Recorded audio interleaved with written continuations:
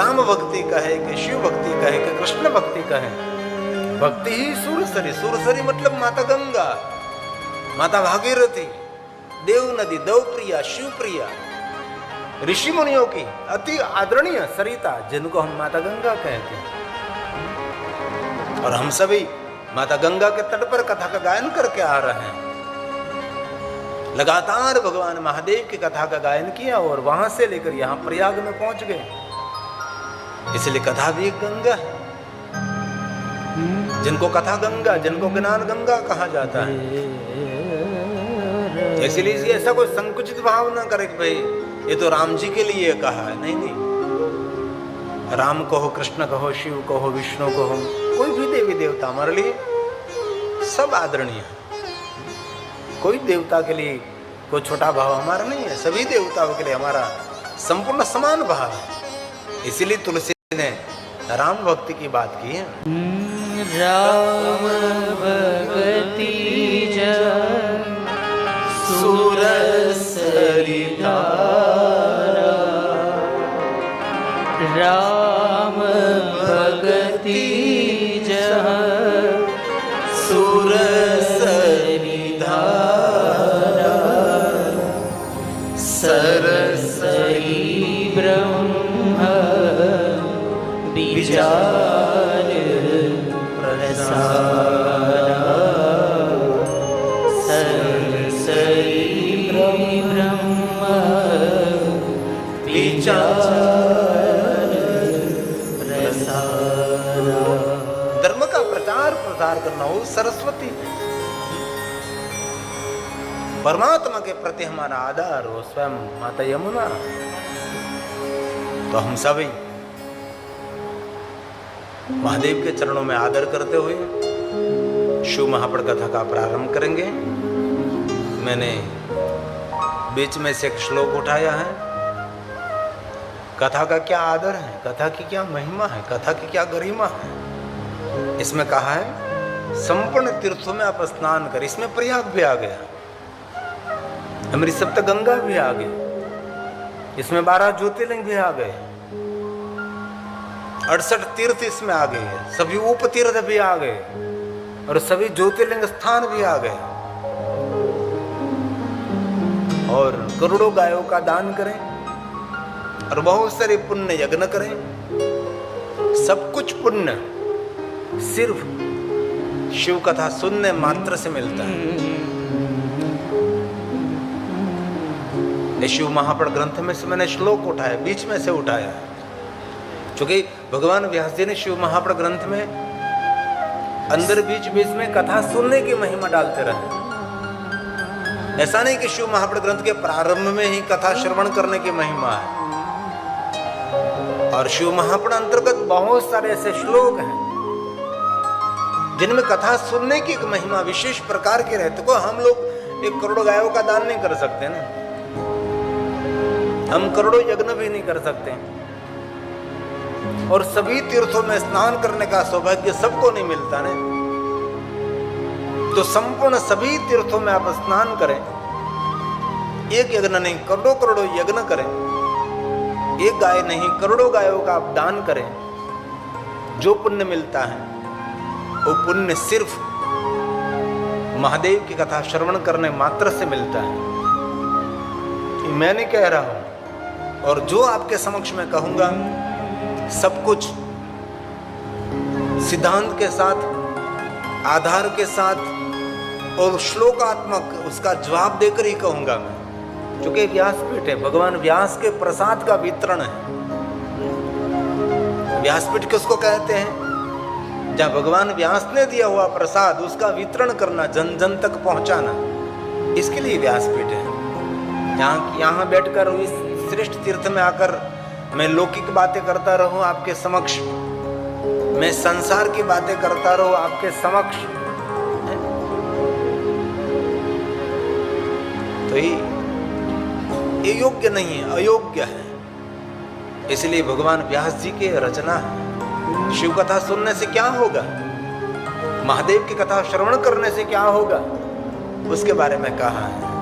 सर्व तीर्थ वगायेन 4 तीर्थ नहीं, 12 ज्योतिर्लिंग नहीं, अनंत लिंग स्थान, सप्तगंगा नहीं, सभी गंगाओं में अनंत गंगा, अनंत सहस्त्रधारा, एक तीर्थ नहीं, कोटि तीर्थ, करोड़ों करोड़ों तीर्थ में स्नान करें आप। कथा की कोई कम महिमा नहीं है, और हम गौरव से कह सकते हैं सभी तीर्थों से भी अनंत महिमा भगवान की कथा की। इसलिए कथा को कम नहीं समझना। तीर्थ नाही एक फल, कथा श्रवण करें अनंत फल। कोई तीर्थ में आपने स्नान किया, आपको मिल गया फल, लेकिन कथा श्रवण करने से अनंत फल, जिनकी कोई गिनती ही नहीं कर सकता, इतने फल कथा श्रवण के। लेकिन कथा में श्रद्धा होनी चाहिए, और ये पर्याप्त तो पत्नी है श्रद्धा। यहाँ तो श्रद्धा का संपूर्ण ध्यान रखना चाहिए, थोड़ी सी भी खंडित श्रद्धा नहीं, अखंड श्रद्धा। आपको ही आपके वाइब्रेशन को प्रकट करना, आपको ही आपकी ऊर्जा को प्रकट करना है, बाहर से नहीं। कभी कभी लगता है कि यहाँ ऊर्जा नहीं है, यहाँ कुछ डैमेज हुआ स्थान है, लेकिन इस स्थान को आपको उजागर करना है। जहाँ बैठते हैं वहाँ मेरी तपस्थली बननी चाहिए। तो कैसे बनेगी? उसके ईश्वर स्मरण से बनेगी, जब तब से बनेगी, ईश्वर के स्तोत्र के पाठ करने से बनेगी। जब हम कमरे में प्रवेश करते तो लगता है कि यहाँ कोई ऊर्जा नहीं है, लेकिन वहाँ ऊर्जा आपको प्रकट करने करेगी, आपको प्रकट करनी पड़ेगी। स्थान को ऊर्जावंत बनाना पड़ेगा। ऋषि मुनि जंगल में बैठ गई, जब कुछ भी नहीं था, वहां तपस्या की, उसने साधना की, उसने उपासना की, दो स्थान ऊर्जावंत हो गया, ऋषि मुनि के तपस्थली हो गए। इसलिए हम जहां बैठते हैं वहां भी हम हमारी तपस्थली बना देंगे। और तीर्थ में जाते तो घर जैसा वातावरण नहीं मिलता, तीर्थ में जाते तो घर जैसा भोजन भी नहीं मिलता, लेकिन बहुत प्रयास के साथ सारी सुविधा की व्यवस्था ध्यान में रखी जाए, लेकिन रख रहे हैं, और कुछ बात की कमी नहीं है। लेकिन तो अभी तीर्थ में तो कुछ नहीं रह जाता, लेकिन यहाँ कुछ अव्यवस्था नहीं है। मुझे भी पता नहीं था कि इतना सुंदर कथा स्थल होगा, इतनी सुंदर व्यवस्था होगी। और मयूर पटेल ने सुंदर व्यवस्था की, उसकी पूरी टीम ने पूरा प्रयास किया है, कुछ भी कमी ना रहे। और ये कथा सिर्फ हमारे यात्रियों के लिए है, लेकिन स्थानिक लोग को कथा श्रवण करने के लिए आएंगे तो कथा सुनने के लिए उसको अनुमति है, कथा सुन सकते हैं। जैसे गुजरात में कथा करते हैं बड़े रूप में, बड़ी संख्या में, ऐसा तीर्थ में नहीं होता। तीर्थ में एक छोटे रूप में हम कथा करते हैं। गांव में जब कथा होती तो इतनी बड़ी संख्या में, वडगाम ने हमने दसनाम अखाड़ा में कथा की थी, हमारी जितेंद्र गिरी माता जी ने, तो इतना बड़ा रूप कथा का था, अकल्पनीय स्वरूप था। अकल्पनीय मतलब हम कल्पना नहीं कर सके, इतना बड़ा स्वरूप ये कथा का था। कथा कोई छोटी नहीं होती, कथा कोई बड़ी नहीं होती, कथा ही रहती है। इसलिए सभी तीर्थों में स्नान का फल सिर्फ कथा श्रवण करने मात्र से मिलता है। ये भगवान व्यास जी ने गाया है। सर्व तीर्थावगायेन गवां कोटि प्रदानतः। गवां कोटि करोड़ों गायों का दान, ये कथा श्रवण मात्र था। तत्फलम लभते शंभो कथा श्रवण तो मुने। कथा श्रवण तो मुने। कथा श्रवण तो मुने। ये मुनि कथा श्रवण करने मात्र से ये सभी पुण्य आपको मिलेगा। ये कथा की महिमा है। इसीलिए हम कथा का आज प्रारंभ करने जा रहे हैं। और भगवान व्यास जी ने कहा फलम वक्तुं न शक्नोमि। कथा श्रवण करने का जो फल मिलता है, इस फल का वर्णन करना ही संभव नहीं, असंभव है। तो कथा का प्रारंभ करें। इससे पहले सिर्फ 1-2 मिनट के लिए हमारा सबका मंगल हो। मंगल भवन अमंगलहारी, उमा सहित जही जपत पुरारे। उमा के साथ जिनको याद करते हैं, और ये विष्णु क्षेत्र है, ये मुरारी का क्षेत्र जो पुराने जिनको याद करते हैं, उमा सहित जही जपत पुरारी। उमा के साथ महादेव जिनको याद करते हैं, भगवान नारायण को याद करेंगे। और हमारी परंपरा भी ओम नमो नारायण है। हम पूजा तो महादेव की करते चले, 10 नाम ही।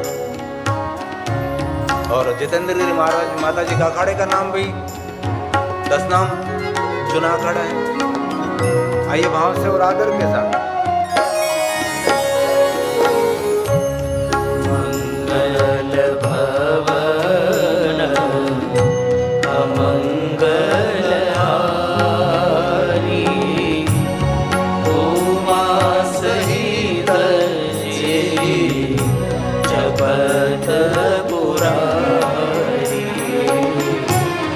मंगल भवन अमंगल हारी, उमा सहित जे जपत पुरारी। ओम नमो नारायण नारायण। ओम नमो नारायण नारायण।